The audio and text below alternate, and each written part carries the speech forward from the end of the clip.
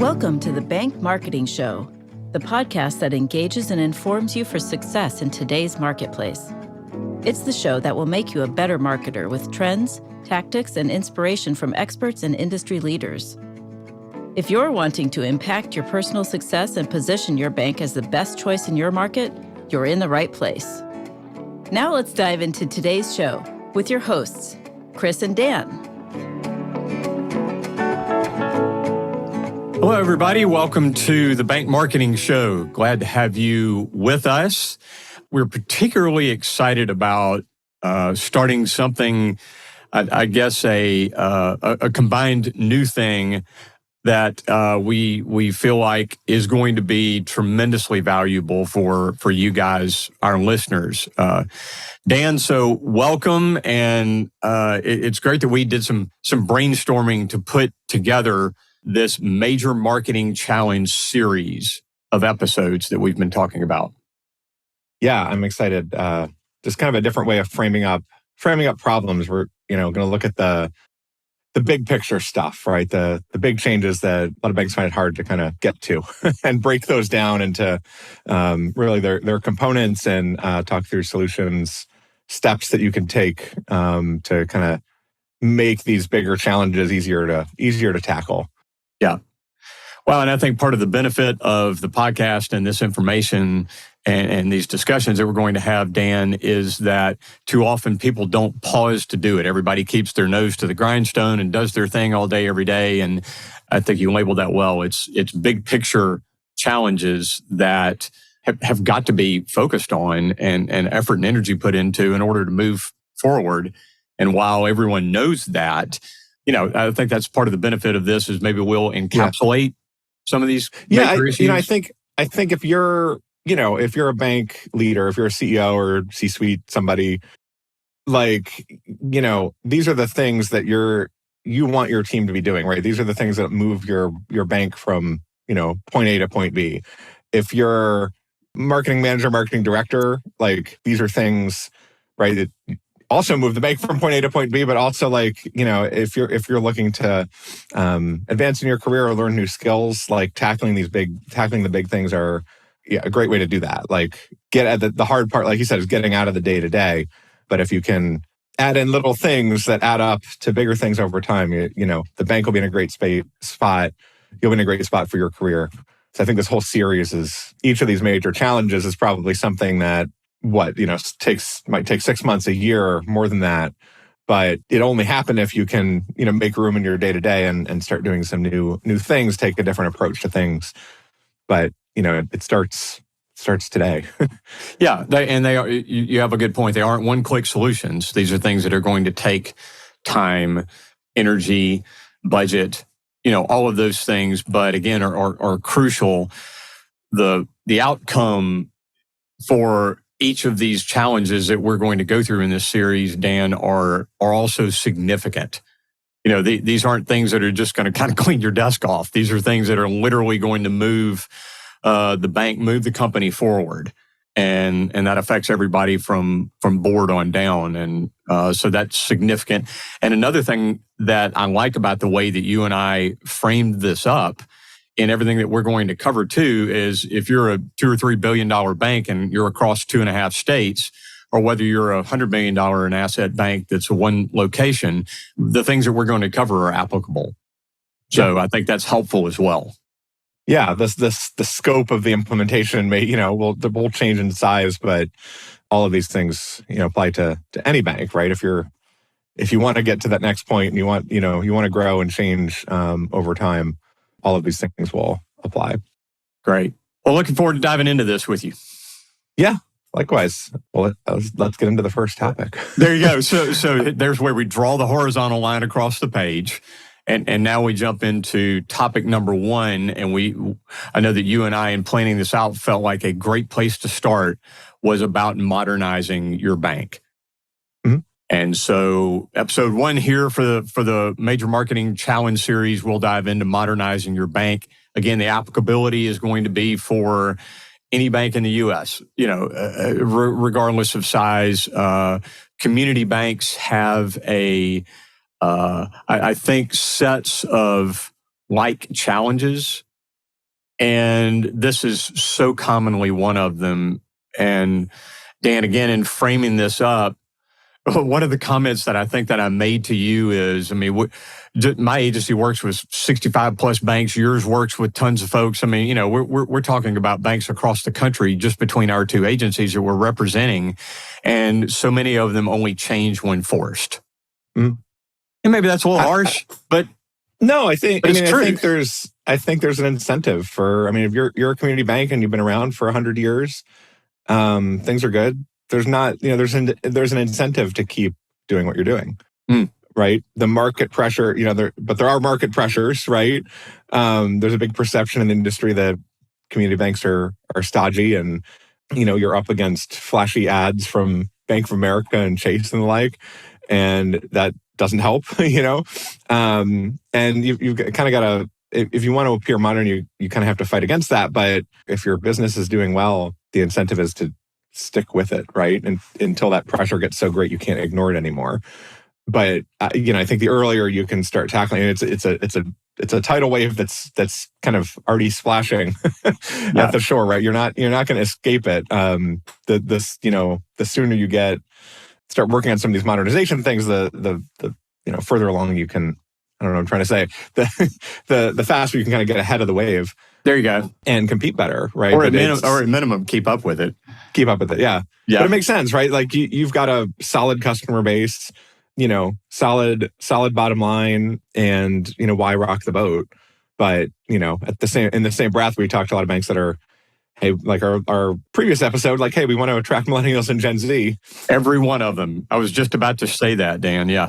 Yeah, and those two go against each other. If you're not modernizing your bank and your brand, it's going to make it super hard to attract the younger generation. There you go.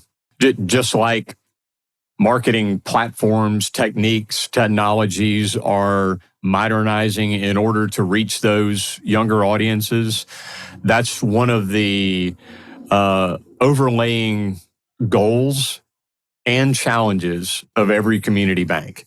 Is trying to attract millennials and Gen Zs, which is no longer the 20-year-old. We're talking 45 and down. That's right. Like we talked about in our episode with Dr. Brett Andrews, and that's significant. So in order to attract those, a stale set of presentations as to who you are, we all know is not going to do that.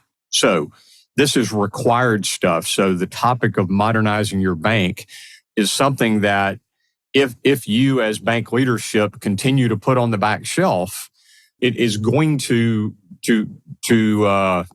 create pain points and have ramifications.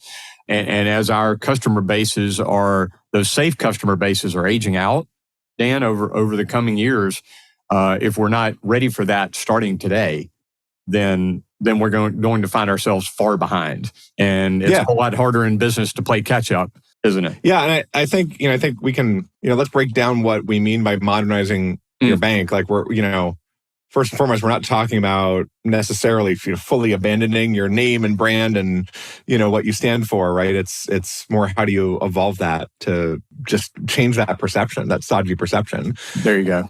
So a number of different ways this manifests itself. But I think the first thing everybody thinks of is kind of logo, right? And, if you're still using a 30, 40-year-old logo, you're going to appear stodgy, right? Even if you probably have the best service, right, in your area. But prospective customers don't see that until they are a customer, right? And so like the way they need to perceive it before they're going to decide to become a customer. So that even beyond the logo, right, it's your overall visual brand, everything from the way you talk about the bank to how your advertising looks to even the signage in front of your branches. If that signage has burnt out lights and it used to be white and stuff now like it's yellow. Yeah. There's burnt out LEDs on your digital sign. Like it all that little stuff adds up. Yeah. Well, as we go into these, and what you and I were going to cover today is kind of the sets of issues, and then I know we're going to dive into some solutions today, so that's going to be really helpful as well.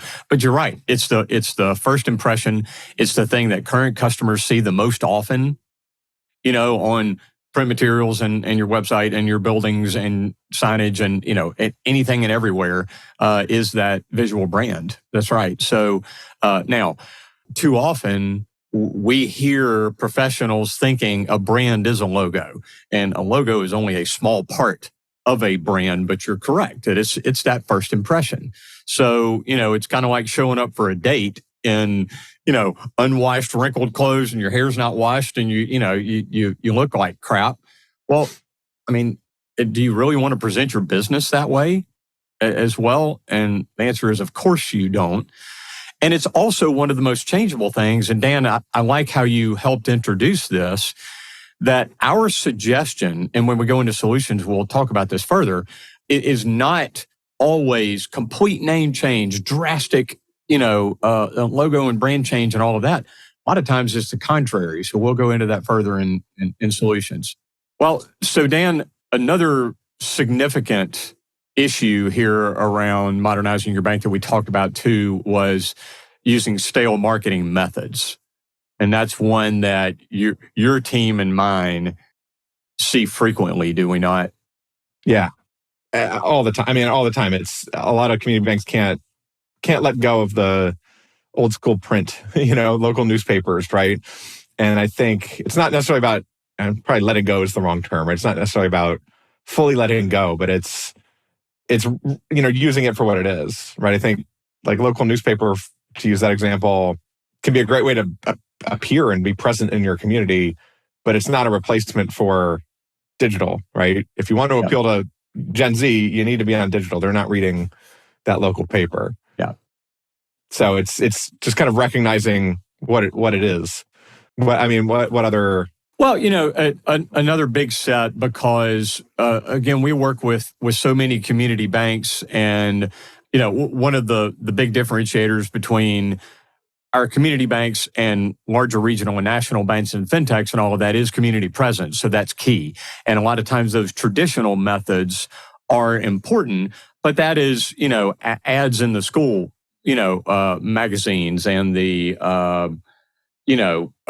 even outdoor billboards, they're a physical local presence, and your sign on the outfield at the baseball field, those kind of things. So while we do think that those are important, the good thing is those are typically pretty inexpensive.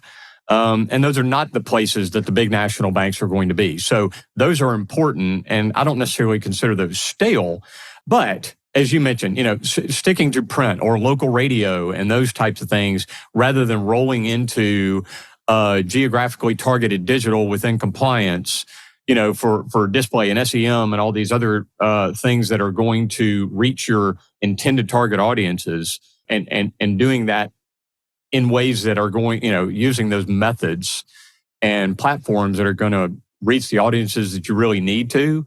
And by the way, those are the platforms that by now, even your older customers, are still going to see social media ads and targeted digital ads and all those kind of things as well. So there's really not much argument for that.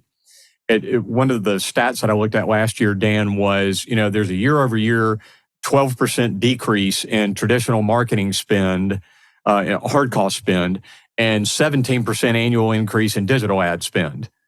And digital meaning SEO and SEM and all of those things. So if that's not where you are, then you're not modernizing your bank yet in the marketing methods. So yeah. And I think if you are still majority kind of traditional, the things that radio, billboard, newspaper, again, that stodgy perception, right? That helps kind of cement that. Like, oh, that's, I might drive by the bank every day, but they've got that billboard out on the highway, and they just look, they look old. And the same billboard's been sitting there for 12 months and it's sun stale and, yeah. Yeah. Yeah. But, even a simple kind of digital campaign, and we'll talk again when we get to solutions, but like it's even just getting your logo out on digital can change that. Oh, hey, I know that bank. They're here on this, on this site that I'm on. Yeah. Can help a lot. And I think that all plays into the kind of the next issue, which is the messaging. So like, what do these ads really say? I think it's another way. I think we probably say every episode here of too many banks are out there saying trusted and local, or, You reach a person, when you call, you're a person, not a number, those types of things. And it sounds good, but if your messaging, your messaging can start to seem stale and stodgy if it sounds like everybody else. Yeah, and it's that messaging that established 150 years ago. Okay, well that's great, and we understand that likely means you're not going away tomorrow. And while that may be part of your brand and brand message, it's not something that is a modernized call to action, right? So rather than speaking to your uniqueness and strengths and the personality of the bank, stale messaging, right? That looks more like, well, that's the tagline we've used forever, that we are your community bank. Okay. Well, so and so if you're correct, Dan, if that messaging is stale, then how are you going to appeal to today's audiences, even if those audiences are older? But how are you going to appeal to your potential customers for deposit accounts and loans if your messaging is not also up to date, appealing, streamlined, sexy, whatever it is that it needs to be? So, and again, that's not something has to deviate so far from where you've been. So don't let, us saying, hey, you've got to update your brand messaging, think, oh, well, that's going to scare off all of our current customers. No, it's not. It's actually going to speak to them in today's terms, language, and what's going to uniquely identify you. That's very significant. Yeah. And Dan, while we're still into issues, I know one other one that we really wanted to talk about also is using outdated platforms. So, every bank has partners that are their core providers and their, app providers and all of those kind of things, and, web, so on and so forth. And again, it's part of that perception. So in our marketing terms, using older platforms and technologies that at least haven't had a facelift, or at least some of the newer capabilities that people expect, then, it's like walking into that lobby that hasn't been updated, hasn't even been, the walls repainted since 1971. And, it's kind of walking into the leave it to beaver atmosphere. And you're going, but we want to appeal to younger audiences. And that's not going to work. So in technologies, from online banking to app to all the things that your customers are touching and using most frequently, even if you haven't made the big expensive jumps into the latest tech, at least do some facelifting stuff so that perception and at least the basic capabilities are there. Wouldn't you say? Yeah, just even something as simple as a mobile enabled website, right? Or I mean, most websites these days will load on a mobile phone, but not all of them look good. Run into bank websites all the time, that don't look good. And then, right, how if and probably more than half your traffic is from mobile devices. So if that's the first impression somebody gets, they're going to get to this poorly formatted mobile website and say like, well, how am I going to get my financial planning and banking done at this bank that, hasn't updated their website in 15 years? And it extends to to like the mobile app and those types of platforms too. And we always say, you're not going to compete with Bank of America on the strength of your mobile app, right? You're not going to try to like out app them, but just having something decently modern. I mean, technology changes pretty quickly, and that app is the way, or that app is where your customers spend most of the time interacting with you, especially the younger ones, right? So that's your bank. That app is your bank. Invest in it. There you go. Don't forget about that. Yeah. Well, and Dan, before we leave issues, the last one that I think we wanted to be sure to cover too is about data, and more specifically about lack of use of data, lack of capturing efforts to capture data, and then utilize it on the solution side. So, it's something even as basic as all email addresses for all of your customers, so that you can communicate with them not to inundate them with sales information, but at least be able to communicate, with e-news or closures or Merry Christmas or, basic things like that, or good mobile numbers for texting or those types of things.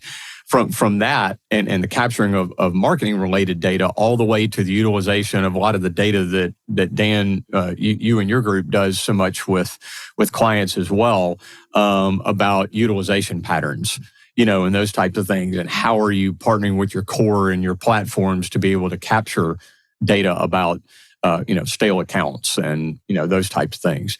And not doing that is a great way to not modernize your bank. Right.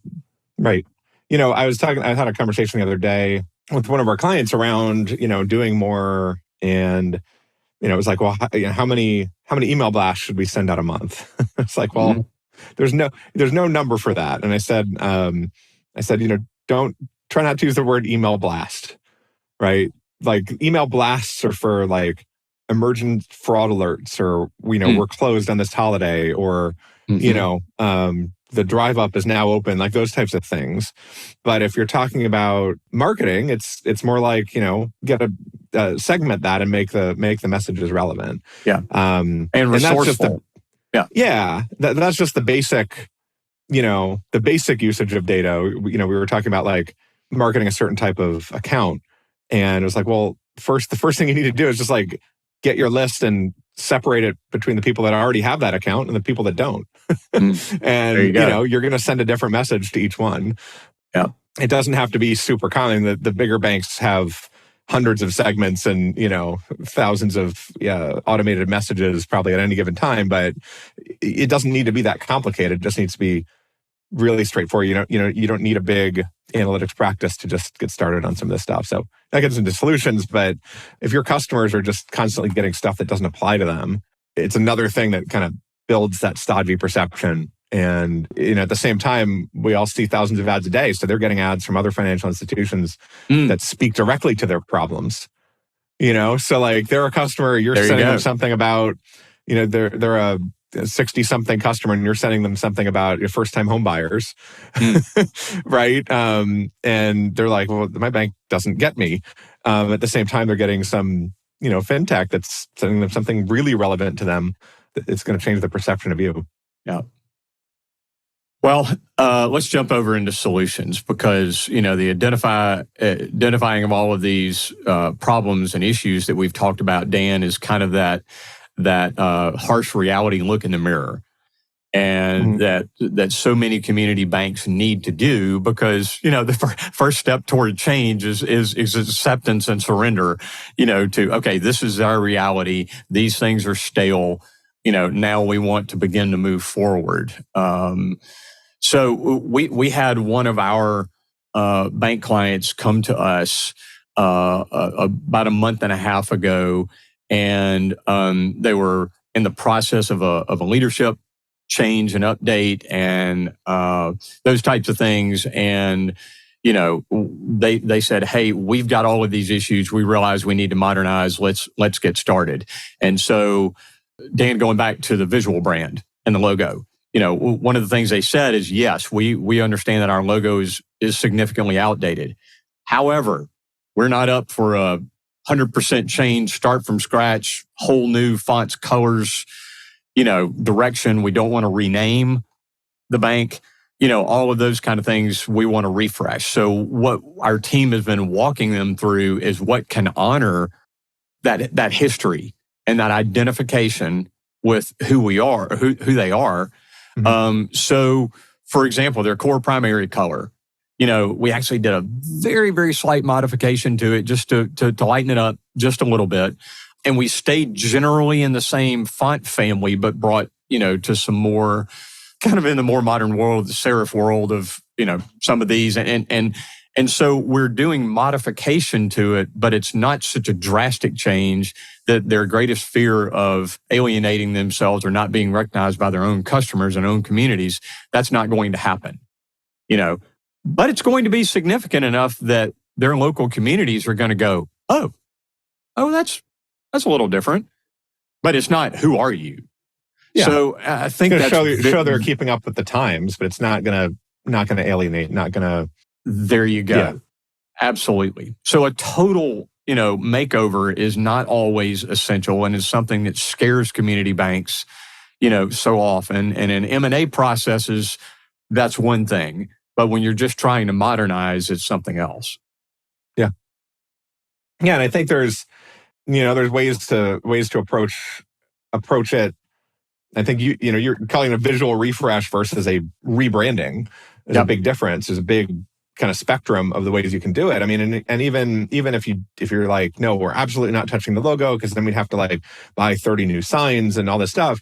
There's ways to just expand your brand without that, right? You pick 5 complementary colors that become your brand, pick design elements, update the way you talk, right? Like, some of the banks we work with try to have kind of a witty brand, and some of them are more formal. Think about that voice. We had an episode on brand voice a while back. Think about that type of stuff where you don't have to change any signage or any art, right? But you establish some standards for how the brand is used, and it can go a long way, especially if you're doing that with your target customer in mind. Or what does our brand voice need to be? What do the colors need to be to appeal to Gen Z and millennials? But the logo stays relatively the same, or has just minor updates so we don't alienate the existing customers. There's a lot of ways to approach it. I think that's probably a whole other podcast episode of like the different ways to approach a brand refresh. But it's really, and the bottom thing is, all those issues, I think I probably said 4 or 5 times, these issues help cement that like stodgy perception. All these solutions are just kind of helping to kind of break it up, right? It doesn't mean, $100,000 brand redo. It's incremental, enough to just show change and break up that perception of it. Yep. Well, and on that visual, too, then what we're talking about is literally not having to repaint every building and change the background of every single sign and become unrecognizable. It's not that. It's a refresh that is moving you in the right direction. And your last comments there, Dan, we're rolling right into updating the messaging, and that brand voice and messaging. And I will say that very often over the years, my team has, heard from bank leadership, hey, we want a new tagline. Just give us a new tagline and put it in the ad. And that's not doing it justice. I'll say that very, very nicely. That going through the value to modernizing your bank and the future of the company is so crucial to do that process right, both in the visual, the logos, the font sets, the whole brand standards and all of that, but then rolling into the messaging and taking the time to work with someone that can do that and do it well. So, for example, so some of the members of my team, can walk our clients through and have walked our clients through a full brand messaging update process. And that is a real drill down into not just, our audience is younger people, but what are their personalities? What are the things that they care about? I mean, things as deep, are they, if they're dog owners, if they're this, if they're that, what kind of winter sports are they into? All of these kind of things, so that's where and how we can speak to them, and developing all of that and a whole new script for who you are that pays homage to and is consistent with your history, but also speaks into where you're going for the sake of your customers. And Dan, one of the things that I love the most about updating messaging is it gets it off of we are the best bank in town perspective and spins the perspective to, Dan, we have accounts, services, and people that can help you, your wife, your kids with the stage where you are in your life and take care of your financial needs. Those are drastically different perspectives, and that's all in that messaging. When we talk to community banks, and you ask them about their strengths, invariably one of them is, well, we know our customers, and you've got to show that. The messaging is the way you show that to prospective customers, right? If you really understand, if you really know your customers, you really understand their problems and their needs. So, use your messaging to show that off to the rest of your communities, right? We know here's the struggles of a millennial in our community. Home prices are high, and combined with interest rates, you can't just go buy a house. You end up in a bidding war all the time because of our market. That's not true everywhere, but as an example, what are those unique challenges that you probably know them better than your larger competitor banks? What are they? To put those right in the messaging. And I think the email example with the certain type of account and the email blast I was talking about a minute ago, it's not saying we have this account and it's here are the 5 bullet point features of it. It's, if you're struggling with A, B, and C, you need this account because it'll solve those problems. There you go. It's flipping it around to talk about the customer problem. And that, if you're talking about the right customer problems, it shows that audience that you know them. And marching that out through a deliberate process, and then having your new brand story, tagline, identifying message. And Dan, a slight aside here too is that one of the really cool effects that we see that have is not only in your outward face and marketing, but the internal team. It's invigorating. It's energizing. From the board to frontline staff and everybody in between, and having this new messaging and a refresh and all of that. Man, as a leader, as just a company leader, forget the industry, but whatever it is, and they see that you're investing time, energy, and money into this modernization process and updating messaging.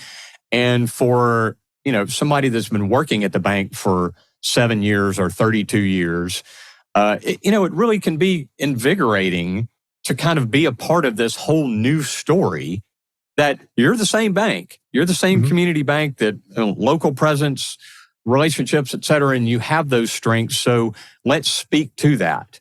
Let's poke our chest out a little bit. Maybe that's a good way to say it, Dan. And it's coming from this modernization of the bank. And it feels good that, hey, I'm a part of a team that is not just going to sit here and kind of wait and hope for people to come in, because since the pandemic, lobby traffic's down, all these other kind of things, we've got to move forward. And community banking does as an industry, and these are the ways to do it. And it feels good to your team, especially done well. Yeah, I mean, and we talked with Dr. Andrews about hiring and stuff too, and it's the same thing. And if you're keeping up with the times and you've got this inspiring message that's going out in the community, it's going to inspire. You mentioned the kind of energy, like it's going to bring energy to your team. It's going to inspire your team members to do more and to stick around, right? Dr. Andrews talked a lot about and there's a lot of stuff written about this too, of just younger generations being kind of more mission and purpose driven. So what a great, if you're being purpose driven in your messaging and the way you're going out in your communities, that's not only going to help you attract younger generations as customers, but help you attract and retain staff in-house. Yeah. Well, that's great stuff. And then to the other set of pain point issues that we were talking about, Dan, is the solutions are kind of obvious, but the updating of both the marketing platforms that you're using and where you're speaking to people and being on social, being active, being organic, and even using those kind of platforms as a differentiator, for you as a community bank from the big banks, but being on the right platforms where people are existing. And here's the big tip of the day. Those are the ones with screens, these days. So that, and those, but also, as you and I were starting to talk about the updating of your platforms and your technologies, it makes the value of what you as a community bank have to offer more holistic.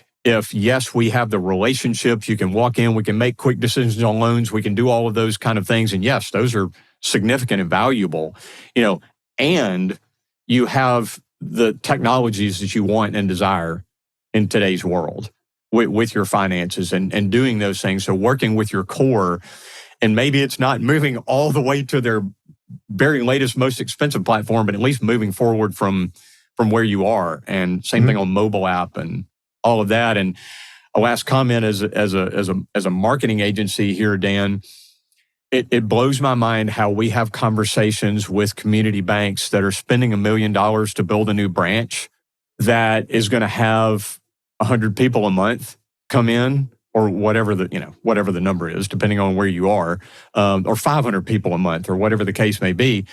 And they freak out at spending 20 or 25 grand on a great, dynamic, mobile responsive new website that's going to have thousands of visitors a month. Right. And those two things, I know you and I have the benefit of marketing perspective, Dan, that doesn't even make sense. But it's quite mind-boggling that's kind of the perspective. So part of this modernization is, hey, come on, folks, you gotta really pay attention here to where you're connecting with your communities and what you look like. Yeah, invest. I mean, the branch locations are important, but I think banks invest in the branches so that they have the footprint and they have a physical, tangible asset that they can show off. But certainly the website's the same kind of thing, and more, like you said, more people see it every day. I don't know, it varies by bank, but probably like half your customer base is on your website multiple times, a month, if not per week. And that's the part where they spend the most time interacting with you. So, invest in it. There you go. Update it. Keep it up with the times. And that's another, again, the theme of this episode, break those stodgy perceptions. And, with these more modernized marketing techniques and digital and all of those things, that's where that traffic is coming to. That's where they're clicking through to and experiencing your brand there. So why have great new modern, ads and messaging and brand look, and then drive them, to something that, is not going to match that. Right. So that's key and important. And the same thing for your mobile app and all of those things. And sometimes it's just frequency of updating images on there and those types of things. And people go, oh, you did a major update. Actually, no, we just, changed the place of a couple of things and updated some images, and people think we did an update. Yeah. So again, it doesn't have to be a major, holistic renovation. Yeah. Yeah. I mean, incremental change. I think I wanted to kind of wrap up here, talk about just, we've gone through a ton of solutions and ton of things here, but these things don't have to be massive sea changes, right? So in terms of implementing them, the way I approach it with clients is, you look at all these things we mentioned with issues. So your visual brand, your marketing methods, the platforms you're on, the messaging that you're using. And just if you take a step back and you look at those, you can probably see one or two come to the forefront as bigger problems than others, right? Oh, our visual brand is really bad. That's where we need to start. And then you can kind of break that down into stages, into steps. How much of a brand refresh do we want to do on that spectrum that we talked about? And then how do we stage that out? So it's not about, ripping the Band-Aid and doing all of the stuff at once. You'll never get it done. It's take stock of what you've got and look, fix the biggest kind of problem areas first, but do it in steps. Dan, you were sharing with me earlier this week a full-blown marketing strategic plan that you've done with one of your community bank clients. And one of the many things that I liked about that process that you were walking that bank through is this modernization, and that it wasn't ripping the Band-Aid off. It was, okay, in year one, we're going to, meet these markers, toward modernization, even year two, and marching this out. So it wasn't this massive, scary, immediate process. It was done. It's lined out strategically and sensibly, over time, and working with a partner that can help do that makes all the sense in the world. So yeah. Great. Well, so Dan, to that point, we always want to be sure to invite folks to reach out to us. They can go to bankmarketingshow.com, our contact information and our email for the show is there that comes to you and I. And we invite folks, hey, just reach out and, borrow us for 30 minutes, and we're glad to just answer questions. help you through this process, the what ifs, the wonderings, those types of things, and reach out to us.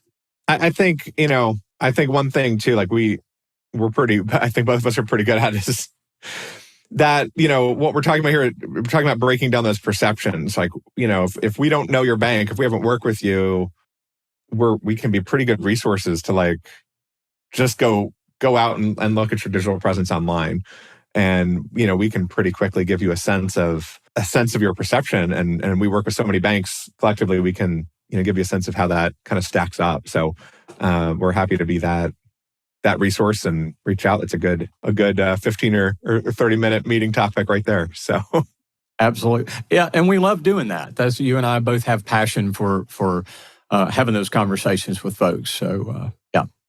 So reach out to us. Also, folks, if you have not yet subscribed to the podcast, this is a great time to do it because Dan and I are lining up some great industry leader guests and different folks that will be coming on the podcast and also marching out several more episodes of this major marketing challenge series that we think is going to be really great and valuable to you. So subscribe, share the episodes and the show with folks that you know in the industry as well, and we appreciate that. So great visit today, Dan. Yeah, this is good stuff. Well, good. Well, thanks. Have a great one, and look forward to our next episodes. Yeah, thanks. Thanks for joining us. To go deeper or get access to some of the valuable nuggets from today's show, go to bankmarketingshow.com. There you'll find episodes, links to resources, and much more. Be sure to subscribe wherever you find your podcasts. And join us next time.